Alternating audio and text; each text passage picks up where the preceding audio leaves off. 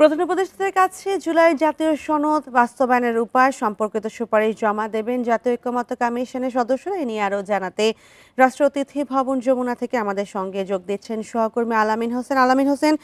কারা কারা যাচ্ছেন এবং বিস্তারিত জানাবেন। বান্ডেল থাকলে প্রতি সেনমানিতে টাকা বাঁচবে। বিকাশ সেনমানি বান্ডেল কিনে জিতুন প্রতি লেনদেনে। দুপুর 12টা নাগাদ জাতীয় ঐক্যমত্য কমিশন জুলাই গণ অভ্যুত্থানের পরে যেটি গঠন করা হয়েছিল, বিভিন্ন সংস্কার কমিশনের প্রধান যারা রয়েছেন তাদেরকে নিয়েই মূলত দুপুর 12টা নাগাদ রাষ্ট্রীয় অতিথি ভবন যমুনায় জুলাই সনদ বাস্তবায়নের যে প্রক্রিয়া বা রূপকল্প বা রূপরেখা সেটি আসলে প্রধান উপদেষ্টার কাছে হস্তান্তর করা হবে। এবং এরই ধারাবাহিকতায় দুপুর 12টা নাগাদ ঐক্যমত্য কমিশন, বিশেষ করে পুলিশ সংস্কার কমিশন থেকে, বিচার বিভাগ সংস্কার কমিশন থেকে যে কমিশনগুলো গঠন করা হয়েছিল, সংস্কার কমিশন, তাদের প্রধানরা সঙ্গে থেকে মূলত এই প্রতিবেদন জমা দেওয়া হবেন।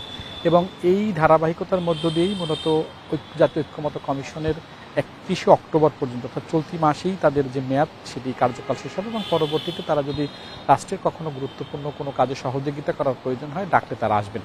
অতএব বিভিন্ন রাজনৈতিক দলের সঙ্গে তারা যে বৈঠক করেছেন সেখানে নানান বিষয়ে সংবিধান সংস্কার কমিশন থেকে শুরু করে বিভিন্ন তথ্য উপাত্ত, মত দ্বিমত, নোট অফ ডিসেন্ট সহ নানা বিষয়ে যে আলোচনা হয়েছে এবং সে বিষয়গুলোই মূলত সুপারিশ আকারে, যেহেতু জাতীয় ঐক্যমত্য কমিশনের প্রধান অর্থাৎ সভাপতি প্রফেসর ডক্টর মোহাম্মদ ইউনূস তাকেই তার কাছেই মূলত আজকে হস্তান্তর করা হবে। এবং এর পরবর্তীতে সেটি বাস্তবায়নের যে প্রক্রিয়া সেটি শুরু হবে।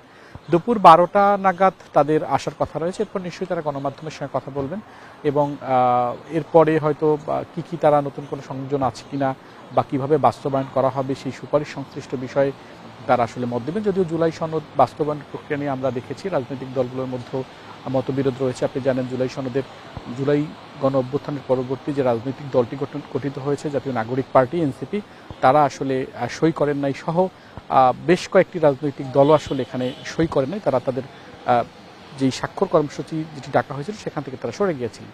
অতএব এখন সেই বাস্তবায়ন প্রক্রিয়াটা আসলে কী হবে, সেখানে কোন কোন প্রক্রিয়া থাকবে, সেটি নির্বাহী আদেশ বা অধ্যাদেশের মাধ্যমে বাস্তবায়ন হবে কিনা, নানান বিষয় নিয়ে আসলে এইখানেই সেই যে প্রতিবেদন সেটি আসলে এখানে প্রধান উপদেষ্টার কাছে জমা দেবে এবং পরবর্তীতে গণমাধ্যমের কাছে তারা হয়তো জানাবেন যে বিষয়গুলো কোন প্রক্রিয়া আসলে সেটি বাস্তবায়ন করা হবে। রাষ্ট্রীয় অতিথি ভবন যমুনা থেকে জানাচ্ছিলেন সহকর্মী আল আমিন হোসেন।